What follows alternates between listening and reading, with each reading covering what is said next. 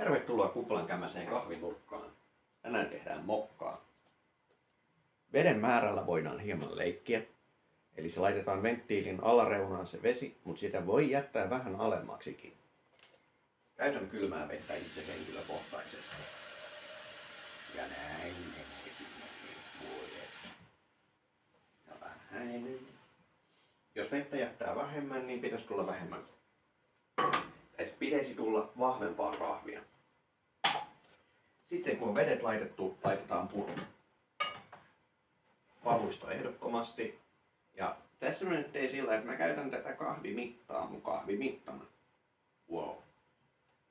Eli kahdessa osassa laitan ensin 3 mitallista papuja. Tää on siis 12 kupin keitin. Eli jos 6 kupin keittimen mä tekisin vain yhden 3 mitallisen satsin. Ja sitten pulsseissa on laskenut semmoisen suunnilleen 12.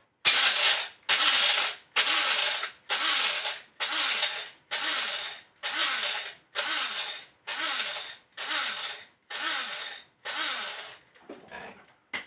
Ympäri ja pieni ravistus. Neitsin kahvi näyttää tolta, kun se on. Ei se näytä miltään tässä valossa. Se on tommosta. Sinne eka satsi.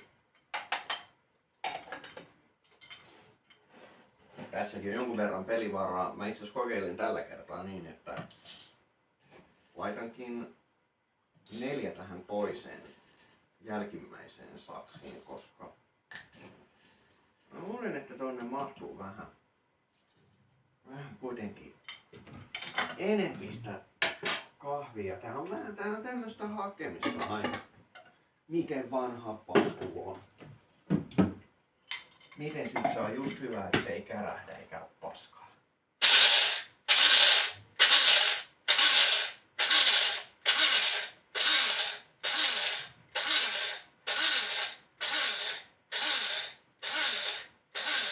Nyt oli enemmän papuja, niin painoin pari kertaa enemmän. Näin. Tätäkin voi aina vähän katsella ja haistella. Ai. Ja sitten toinen satsi siihen.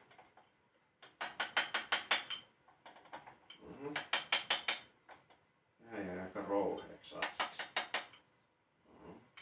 Ainakin se sovittaa. Se on huonopuoli näissä halvoissa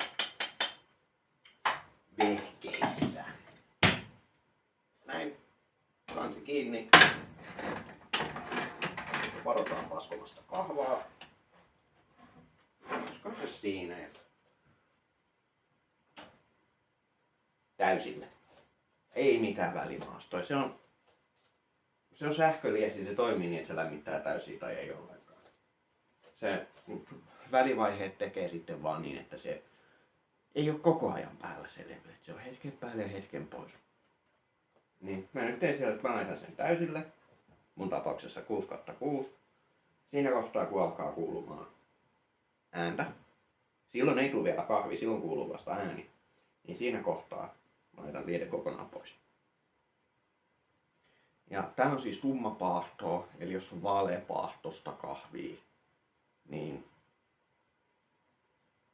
sitten todennäköisesti nämä temput ei päde siihen ihan samalla tavalla. Eli todennäköisemmin halutaan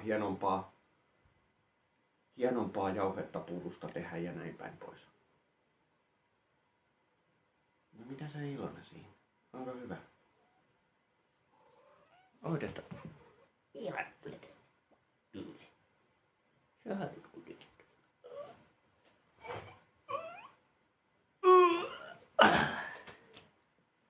Ui!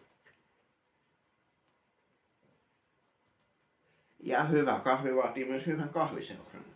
Suosittelen itse henkilökohtaisesti tämmöistä yli 10-vuotiaista maatiaista. Niin. Eikö kahvia? Joo.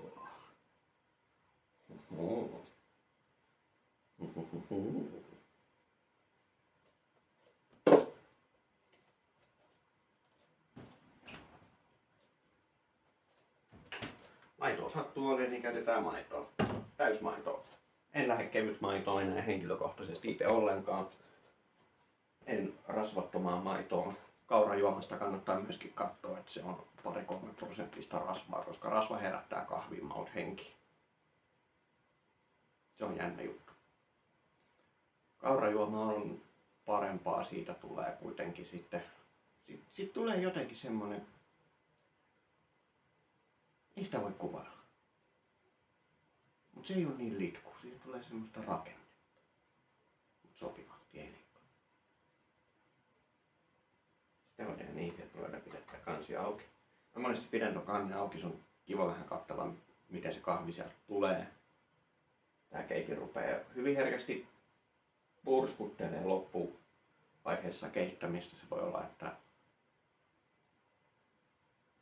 jos nostaa liedeltä aikaisemmin pois tuo keitin, kun niitä yleensä tulee nostettua, ettei se saisi lisää lämpöä. Se on kuitenkin alumiinikeitin, se varastoi itteensä lämpöä. Niin siinä on semmonen juttu vaan. Niin. Mutta on tää aina tämmönen pikkunen projekti tää kahvin keittely ja se tässä on huono puoli, ettei tässä kerkeä röökitaukoa pitämään myöskään. Ei sillä ei kannata röökaa. Itsekin olen lopettanut. Niin.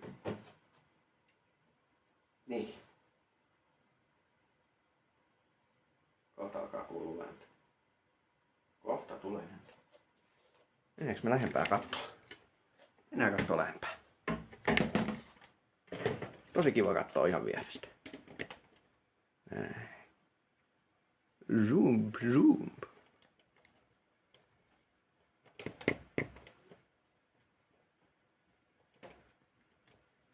Sieltä sitä mustaa kultaa kohta tulee. Onko se? Oho, no niin. Nyt saatiin hienot valkotasapainot ja... Joo, ei musta tuota ihan kuvaajaa tullut.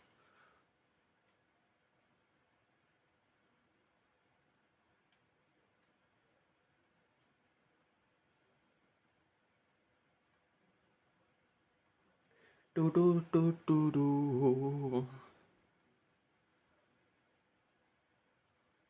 Ja niin kuin tuosta varmaan myöskin näkee, että mä oon vähän huono putseroimaan keitintä, mutta samapa tuossa on kahvia. Kahvia tässä ollaan tekemässä. Kannattaa aina silloin tällöin putsailla. Sieltähän lähtee tämä tiivisteet ja kaikki suorattimet lähtee irti, niin kannattaa aina silloin tällöin tehdä ihan perusteellinen putsi. Mä näytin ton mun. Enpä huomannut katsoa, että näkyykö kuvassa, että sieltä lähtee suorattimet ja kaikki. Tiiviin.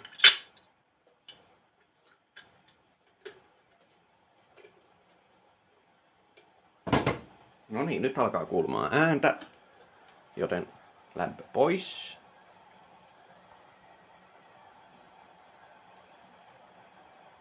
Ja kohta nähdään, alkaa tulemaan kahvia. Yeah.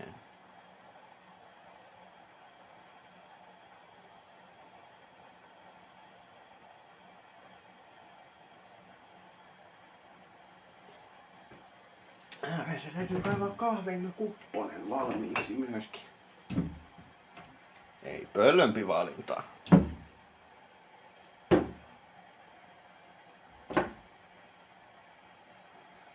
Joo. Tässä jo 10 minuuttia tehty kahvi. Ajatelkaa, mä aloitin tän jo ennen tätä 10 minuuttia. Herjan piaksut. Niin. Nääs kun piti tosiaan pesasta keitintä. En mä nyt kehannut sitä pesemisvaihetta teille näyttää näin ikään. Mustaa kultaa kuppiin tulee. Oi.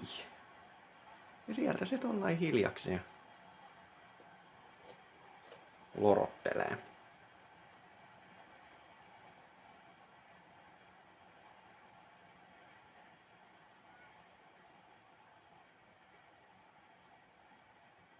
Sekin, että sitten jos kahvin makuun haluaa vaikuttaa, niin kannattaa aina muuttaa yhtä asiaa kerrallaan. Eli nyt kun mä tein niin, että mä laitoin sinne sen 4. mitallisen puruja, niin mä en yritä ottaa tota aikaisemmin levyltä pois. Koska mä oon muuttanut 2 asiaa samaan aikaan. Ai. Nyt se alkaa räkimään. Joo. Tässä kohtaa mä melkein nostaisin sen pois kokonaan ehkä tosta. Joo. Sitten jos alkaa hirveästi kurmuttaa, niin se voi laittaa myöskin hetkeksi veden alle. Joo. Se on siinä. Kaadetaan kuppiin.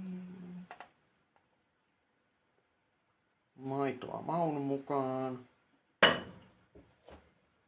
Tässä kohtaa sitä voi ruveta kanssa ottaa, että se jäähtyy. Ja mustanahan nämä kahvit pitäisi maistella, mutta kyllä sen huomaa maidonkin kanssa, jos se on paskaa. Että muuta kuin mölötsyt kehiin vaan ihan kylmiltä.